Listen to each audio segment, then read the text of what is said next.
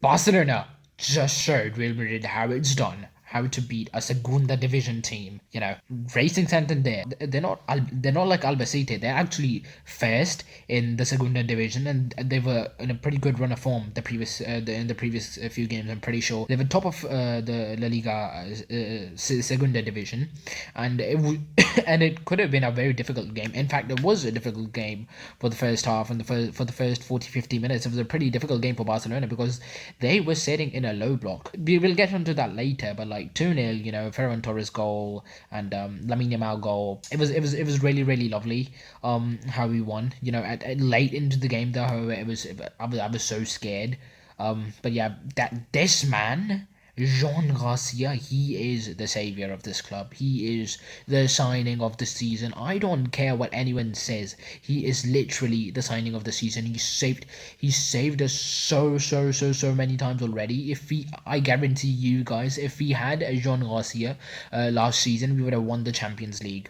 No cap, absolutely no cap, because the defense was like pretty good because like we were catching the offsides and everything. And but the thing is, we were lacking in the goalkeeping department. As good as Chesney was.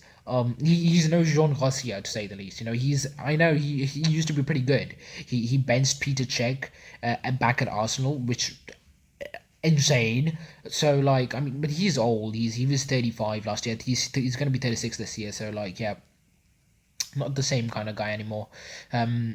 Yeah, so let's get straight into this. Okay, so let's start off, with the first 11s, which was a bit surprising for me, Barcelona's starting lineup, especially because it was. I mean, don't get me wrong, it was a pretty good starting lineup. Rashford played because news came out that Rafinha was actually injured, or like he was in pain when he played the Super Copa final. Give that guy the captain's armband. Rafinha deserves the captain's armband because, oh my goodness, like, after Frankie, he should be the second captain. He has that mentality because Frankie is also, he's such a good player. I don't know why Barcelona players hate on him so much. He's such a good player. But like, Frankie didn't play because he had a red card and Pedri was also rested. The midfield started off with Mark Manal, Mark Casado, and Dani Olmo. I was very happy that Mark Casado is getting his minutes, and so is Mark Bernal because Mark Bernal, he was so good when he first burst onto the scene. We thought everyone thought he was the Busquets regen. He was not perfect today. You're gonna look at his rating. I think it was like 6.9 or 7 or something, or like in between that. You're gonna look at the rating and you're gonna be like, but this guy wasn't that good. Shut up. He was really good. That's a good rating for midfielders, especially of his age. I'm pretty sure he's still a teenager. He's 18, I think. 18 or 19. I don't really remember. But yeah. So he made a couple of good moves, a couple of good passes, but he also missed a few passes here and there. But that's okay. He's getting back into form. He has people need to remember he has come back from a massive injury, an ACL injury. It's a long term injury. It takes time for someone to get back into their usual form. And yeah, Casado, he was pretty good as well. He was actually pretty goddamn good. In the second half though, in the first half, obviously, he was not that good. Because Mark Bernal and Casado, they're like two very different kind of players, so it's difficult for them to connect with each other. So it was, Pep Spudiola is going to explain this in a bit when he brings up the tactics board. And we had Ferran Torres starting as a striker, who got the captain's armband, by the way. He had the captain's armband. I was really surprised. I thought it would have been Kunde who would have the captain's armband. But okay, Ferran Torres was the captain, which was kind of it was kind of scary and kind of like I was a bit like happy as well at the same time because that means that Farhan got more responsibility, which means he might actually finish this time. But the thing is, then we also had Lamine Yamal starting, which I was really surprised by because I thought Rooney Bargi would start. I was really surprised because Rooney Bargi has given a lot of really good performances.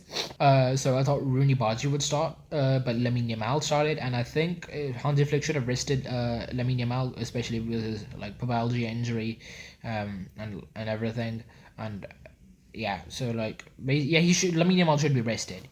I mean, if you can rest him against Athletic Club Bilbao, you can also absolutely rest him against Racing Santander.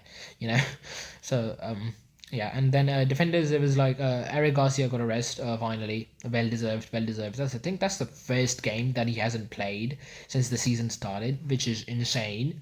It just shows the level of consistency and how good he has been. The Hansi Flick trusts him pretty much everywhere.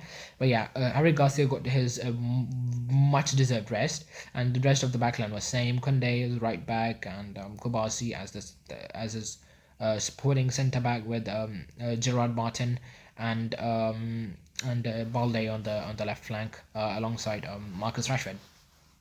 It was a good lineup. It should have been enough to beat Racing. The funky thing, however, is the Racing didn't also play their full 11. Because I'm pretty sure they have a game against the second place team. I forgot their name though. I did look this up, but I forgot the name. Yeah, it's gonna show up over here. So obviously they were gonna rest most of the key players. The guy with the most goals who started that game was, I'm pretty sure, one of the centre backs who had 2 goals for them the whole season. And the next guy the next guy had only 1 goal. So like you can understand. Racing is not a bad team. They've scored a lot of goals. They're the high scoring team in the Segunda division. But the thing is, in this game, they didn't play most of their starting 11.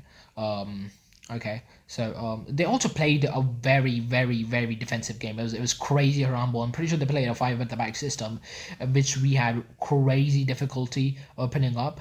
But yeah, in the second half, when when Fermin got on, Fermin has been so mega underrated this season.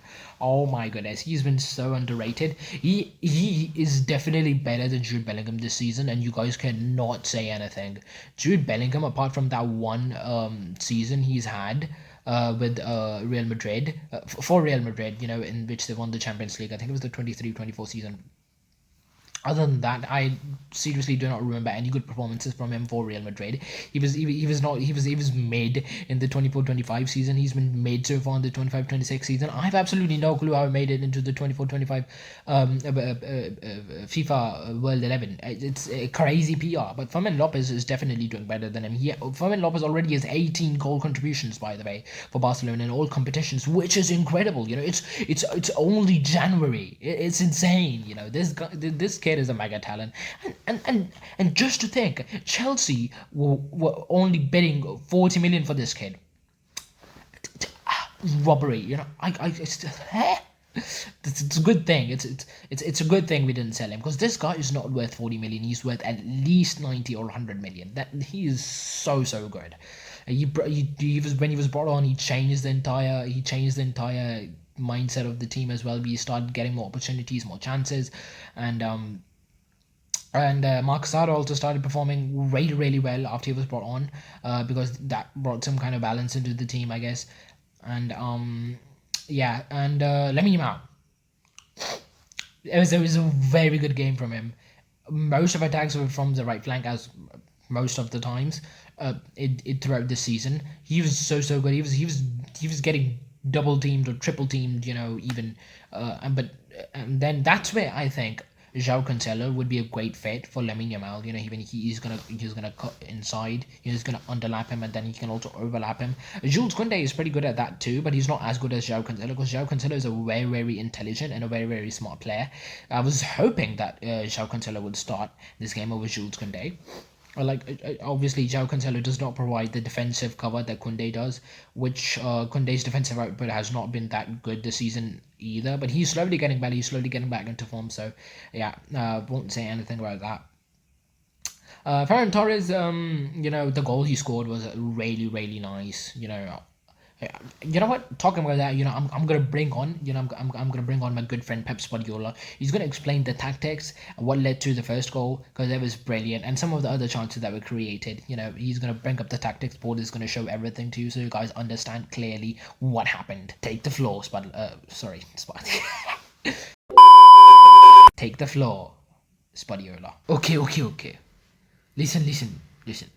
Racing Santander. They play very low, very, very low, lower than my head. Barça, we have the ball, we pass, too much pass. When you pass, the ball get tired. This is football. Now, Lamine, Lamine. Wow. But Santander say, no. Two players come. One press, one cover, sometimes three. Too much respect. So Kunde tried to help.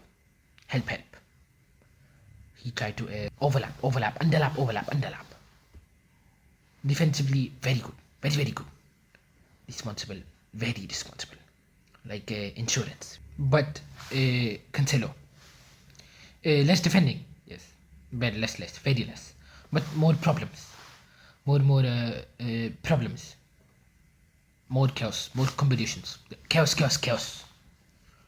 Sometimes you lose control to create control. Football is funny like this. So we change. We bring Fermín, and suddenly, boom! He run, he attack space, attack. He no ask permission. Very important, very important, both in football and in real life. Now look, very important. Dani Olmo receive. He look, he think, he switch. Fermín arrive alone. Nobody follow him. Nobody. This is criminal. Through ball. Perfect way. Perfect. Like good paya. Ferran Torres. Control. Very calm. Very calm. Goalkeeper come forward. Ferran say, relax, amigo. He dribble past the keeper. He wait. Very patient. He then slide it in. Goal. Low block, they fear the opposition. They fear movement. They fear timing.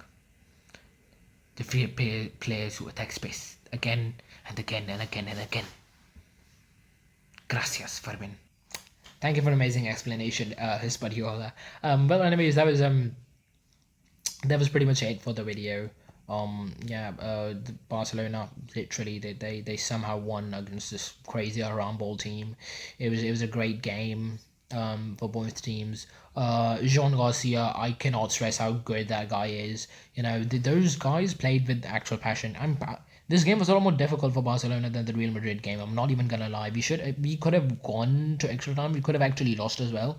But Jean Garcia, my man, that one-on-one save he made. Oh my goodness. That guy is so good. He is incredible. I'm pretty sure, but it's the norm now because every single Barcelona guy has every single Barcelona fan has their booty cheeks clenched at the during the final minutes of the game, because it's basically become the norm for us to concede the chances to the opponent team, no matter how good or no matter how bad they are. We're gonna concede chances to teams like Real Madrid, and we're also gonna concede chances to a team like Racing Santander. And if it was some 4th division team, I believe we would have conceded very easy chances to them as well. So like. it's a non-negotiable thing. They really, it makes me feel like these guys, they really just live on these guys really just live on the adrenaline. These guys, for some reason, for some fucking reason, they really just want to make the game a lot more exciting. They don't want it to end boring. But lads, I know that makes the game more exciting, but it's gonna give this potato a heart attack. Every single time the offside trap is beaten, my little potato heart starts beating a lot faster. It's crazy. I have no clue why I did that, but that's my reaction to this. What the hell is the defense doing in the final 20 minutes? I have no clue. But yeah, that was pretty much it. We're marching on into the Copa del Rey quarterfinals. We're gonna take this trophy hopefully as well, and that's gonna be our 2nd trophy of the year. And then we're gonna win La Liga, and then we're also gonna win the Champions League. Number 6 is coming back home. Let's go. We Scout Barça. Thank you, Potato Army, for watching, and please subscribe.